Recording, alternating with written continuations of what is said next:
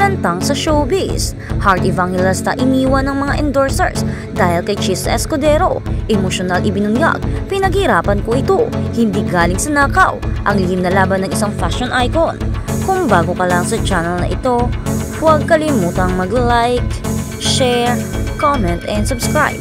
Sa makulay na mundo ng Philippine showbiz at fashion, may iilang pangalan na kasing liwanag ng mga bituin at isa na rito, si Heart Evangelista. Kilala hindi lamang sa kanyang walang kupas na ganda at estilo, kundi maging sa kanyang malinis na reputasyon at dedikasyon sa kanyang propesyon. Ngunit tulad ng anumang buhay na nasa mata ng publiko, hindi rin ligtas si Heart sa mga hamon at kontrobersyang maaaring sumira sa kanyang matagal ng pinaghirapan. Kamakailan nagulantang ang marami nang lumabas ang mga bulong-bulungan na iniwan siya ng kanyang mga endorsers, at ang mas nakakagulat dahil umano ito sa kontrobersyang konektado sa kanyang asawa, si Senator Chis Escudero. Sa gitna ng matitinding aligasyon at haka-haka na tila pilit na dinadamay siya sa mga isyong wala naman siyang direktang kinalaman, nagpasya si Heart na magsalita.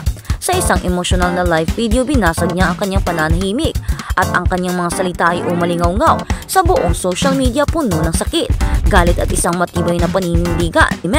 I work so hard, what is mine, what his.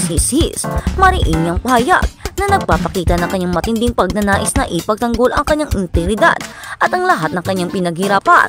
Ang pag-asa at ang hamon ng 27 taon sa industriya, ayon kay Heart, ay hindi pwedeng basta-bastang siraan ang kanyang integridad at kredibilidad na pinaghirapan niya sa loob na 27 taon.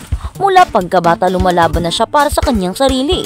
Nagsimula siyang magtrabaho noong 13 taong gulang pa lamang siya, at sa halip na magkaroon ng normal na kabataan, walang promo lang tipikal na buhay ng isang teenager, mas pinili niyang magtaguyod sa sarili. Araw-araw niyang nilalabanan ang hamon ng kanyang karera.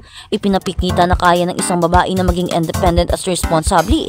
Ito rin ang dahilan kung bakit napakahalaga sa kanya ang integridad, dahil ito ang pundasyon ng kanyang pinaghirapang karera. Sa kanyang live video, malinaw niyang ipinahayag ang kanyang galit at pagkadismaya.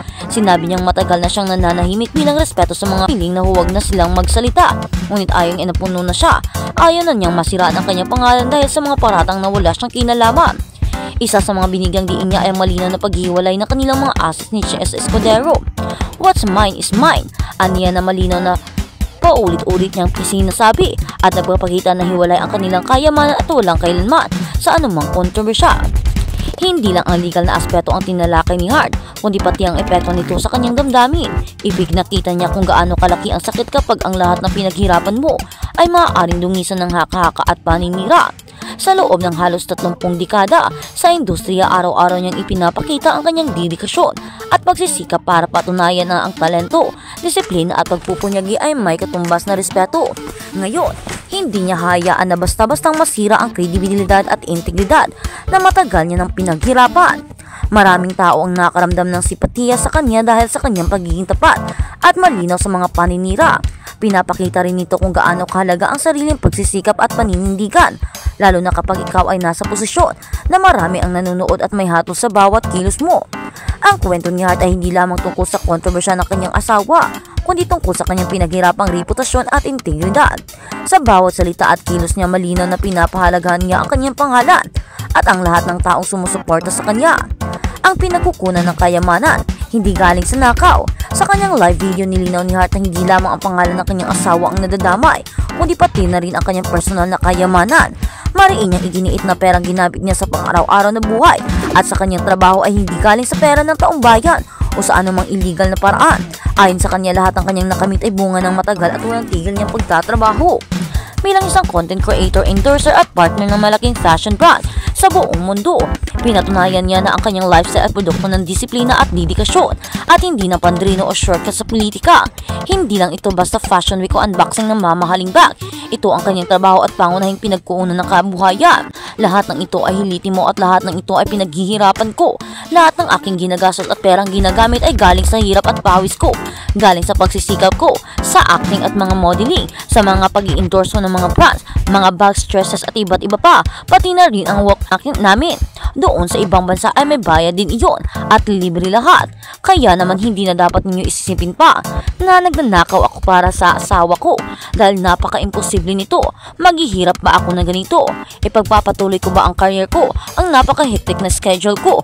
Kung ganito lang pala may mas madaling perang makukuha kung ginagamit ko ang pera ng taong bayan, di sana mas mayaman na ako ngayon. Ngunit sa gitna ng kanyang professional na tagumpay, may malalim rin na personal na sakripisyo si Hart.